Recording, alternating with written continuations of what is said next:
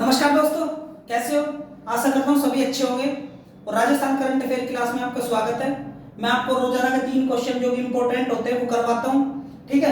अब आपको आज भी 3 क्वेश्चन लेकर आया हूँ मैं। बेहतरीन क्वेश्चन होंगे, बस फर्क इतना है कि डिजिटल बोर्ड नहीं है। तो अगर आपको अच्छी लगे क्लास तो आप शेयर कर दिए, शेयर के मतलब लाइक, शेयर और सब्सक्राइब कर दिया करो, ठीक है। और गरीब क्लास समझिए, मतलब ऐसे नहीं है कि क्वेश्चन गरीब है। क्वेश्चन गरीब नहीं है, क्वेश्चन बहुत अमीरी के है। कहने का मतलब बहुत अच्छे लेवल के क्वेश्चन है। और मैं आपको ये रोजाना करवाता हूँ। रोजाना के 3 क्वेश्चन आपको कहीं ना कहीं जाकर ये अच्छे साबित होंगे, ठीक है। तो हम आज की क्लास स्टार्ट करते हैं और अपना सेशन देखते हैं। राजस्थान सरकार द्वारा शुरू की गई पशुधन बीमा योजना इस वित्तीय वर्ष में कब तक प्रभावी रहेगी? तो मैं आपको बता देता हूँ। देखो, सबसे पहली बात तो आपको ये समझ में नहीं आएगा वित्तीय वर्ष में प्रभावी रहेगी। तो मैं आपको एक चीज बता देता हूँ। देखो, जनगणना होती है, क्या होती है? जनगणना होती है, ठीक है। उसके बाद ये एक अलग चीज हो गई, एक होता है बजट पेश होना। क्या होता है? बजट पेश होना, ठीक है। तो वो जो वित्तीय वर्ष है, अब वित्तीय वर्ष चल रहा है कौन सा? अपना वित्तीय वर्ष चल रहा है 2023 का। कौन सा चल रहा है? 2022, ठीक है। वित्तीय वर्ष कौन सा चल रहा है? 22 का, ठीक है। और ये कब तक चलेगा? ये 2023 तक चलेगा, ठीक है। कब तक चलेगा? 2023 तक। तो इसमें यही पूछा गया है कि जो पशुधन बीमा योजना शुरू की गई थी, अब इसमें होता क्या है मैं आपको बता देता हूँ। देखो, सबसे पहले तो इसको पहले बंद कर दिया गया था और अब दोबारा से इसको स्टार्ट किया गया है। तो इसका मतलब सरकार ने स्टार्ट किया है। तो इसमें आंसर तो तुम्हारा होगा मार्च 2023, क्योंकि बजट पेश होगा मार्च में।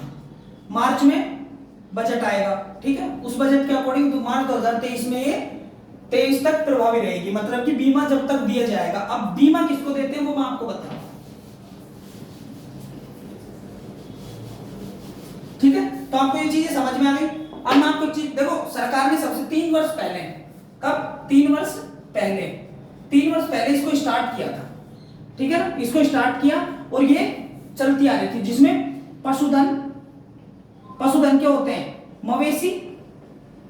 मवेशी हम एक तरह से मवेशी तो वो बोल देंगे जो जंग, मतलब उन पर किसी की लगाम नहीं होती, वो घूमते रहते हैं। लेकिन पशुधन को भी हम एक चीज में जोड़ देगा। पशुधन से क्या होता है? जो भी है, जैसे दुधारू का मतलब दूध देने वाले, ठीक है ना। और एक मांस उत्पादित करने वाले। कौन से? मांस उत्पादित करने वाले, ठीक है, जो मांस देते हैं हमको, ठीक है। उनके लिए बीमा होता है, उनके लिए बीमा होता है। और इसमें 12 लाख रुपए तक, 12 लाख रुपए तक का बीमा है, ठीक है। और उसमें हमको 50% सब्सिडी मिलेगी, ठीक है ना। क्या मिलेगी? 50% सब्सिडी, ठीक है। समझ में आ गया? कितने? 12 लाख रुपए का बीमा है, 50% सब्सिडी मिलेगी और ये 2023 तक प्रभावी रहेगी, ठीक है। अब बात आती है कि इसमें 5 पशुओं के लिए बीमा है, लिए बीमा हो सकता है। 5 पशुओं के लिए बीमा हो सकता है। अब मैं इसकी कुछ इंपॉर्टेंट चीज बता देता हूं जिसमें उनको लाभ देती है। जैसे मान लेते हैं पशु की मृत्यु हो जाती है। किसकी? पशु की मृत्यु हो जाती है, तो जो बीमा कंपनी है, बीमा कंपनी वो मुआवजे के पैसे रिटर्न करेगी। मुआवजे की रकम को वापस करेगी, ठीक है। मुआवजे की रकम वापस की। अब सुन लो मेरी बात, वापस कर दी। अब वापस क्यों किया? ताकि क्या नहीं हो? ताकि गरीबी और आर्थिक स्थिति पर कोई प्रभाव ना पड़े, ठीक है। अब लोग जैसे 2 भैंसों पर ले लिए, 3 भैंसों पर ले लिया, गायों पर ले लिया, तो वो लोन तो ले लेते हैं, लेकिन जैसे उनके जानवर मर जाते हैं, ठीक है।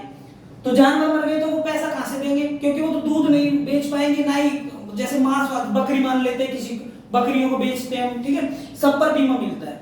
तो उसी हिसाब से फिर इसमें जब जैसे जानवर मर जाता है तो बीमा कंपनी मुआवजे की रकम वापस कर देती है, ठीक है, वापस, ठीक है। अब देखो, अब आगे समझते हैं इसमें पशु जनगणना होती है। पशु जनगणना, ठीक है। पशु जनगणना होती है 5 वर्ष में। कितने वर्ष में होती है? और लास्ट हुई थी 2019 में। और 2019 में 20वीं जनगणना हुई थी, 20वीं जनगणना, ठीक है। और यहां पर 53.5 करोड़ 5 करोड़ जानवर हैं, 53.5 करोड़, ठीक है ना, पशुधन है। क्या है? पशुधन। ठीक है, अब बात आती है कि पशु तो है, ठीक है, कोई बात नहीं, लेकिन जैसे अलग अलग जगह पर अलग अलग चीजें पाई जाती हैं। जैसे भैंस कहां पर पाई जाती है? सबसे ज्यादा भैंस जयपुर के अंदर पाई जाती है, ठीक है। उसके बाद अगर पशु घनत्व देखेंगे, पशु घनत्व, ठीक है, तो पशु घनत्व सबसे ज्यादा दौसा, ठीक है, दौसा जानते हो, दौसा डिस्ट्रिक्ट अपना, ठीक है, दौसा में 269 के समथिंग है। कितना है?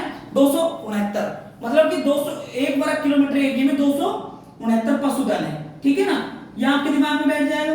292 है यार, 69 नहीं है, ठीक है, ये मैंने 69 लिख दिया ना, ये 92 है, 292, ठीक है ना, पशु है। 1 वर्ग किलोमीटर के एरिया में 292 पशु है, ठीक है। वहीं अगर जनघनत्व देखेंगे हम, जनघनत्व, तो जनघनत्व हमारा 200 आएगा राजस्थान का। कितना आएगा?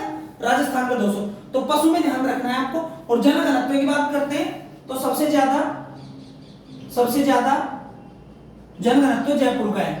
कहां का है? जयपुर का है। और उसी के पास में दौसा है, क्योंकि दौसा संभाग का ही जिला है, जयपुर संभाग का ही जिला है दौसा, ठीक है। 5 जिले आते हैं जयपुर संभाग में, तो उसी को लेकर दौसा में मतलब पशु घनत्व सबसे ज्यादा है। और जनघनत्व की बात करते हैं तो जयपुर में ज्यादा है, ठीक है। समझ में आ गई बातें? अब बात करते हैं